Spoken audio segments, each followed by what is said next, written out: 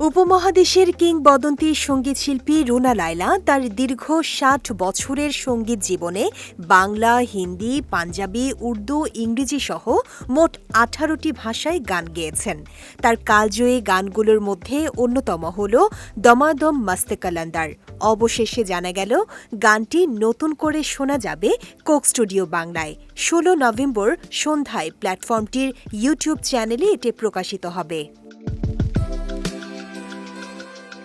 Coke studio বাংলার তৃতীয় season ঘোষণার পর থেকেই গুঞ্জন ছিল যে এবার গান গাইবেন রুনা লায়লা।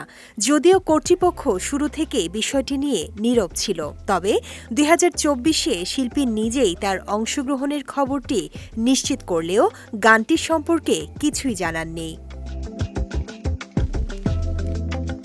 সকল জল্পনার অবসান ঘটিয়ে গত ১৪ নভেম্বর গানটির টিজার প্রকাশ করা হয় এবং ঘোষণা করা হয় ১৬ নভেম্বর সন্ধ্যায় পুরো গানটি মুক্তি পাবে।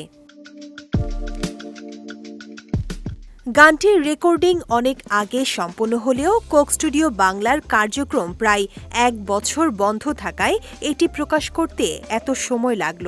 ২ বছর আগে কলকাতায় এক ঘরোয়া অনুষ্ঠানে রুনা লায়লা কোক স্টুডিও টিমের সঙ্গে এই গানটি পরিবেশন করেছিলেন।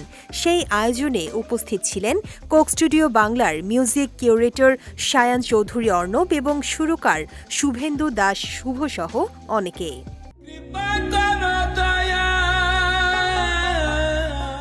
১৭ নভেম্বর রুনা লায়লার জন্মদিন। কিংবদন্তি এই শিল্পীকে শ্রদ্ধা জানাতেই তার জন্মদিনের ঠিক আগে কোক স্টুডিও বাংলা এই বিশেষ গানটি প্রকাশ করবে। এটি কোক স্টুডিও বাংলার তৃতীয় সিজনের ৮ম গান। এর আগে সবশেষ ২৪ অক্টোবর এই প্ল্যাটফর্মে ক্যাফে শিরোনামের গানটি মুক্তি পেয়েছিল।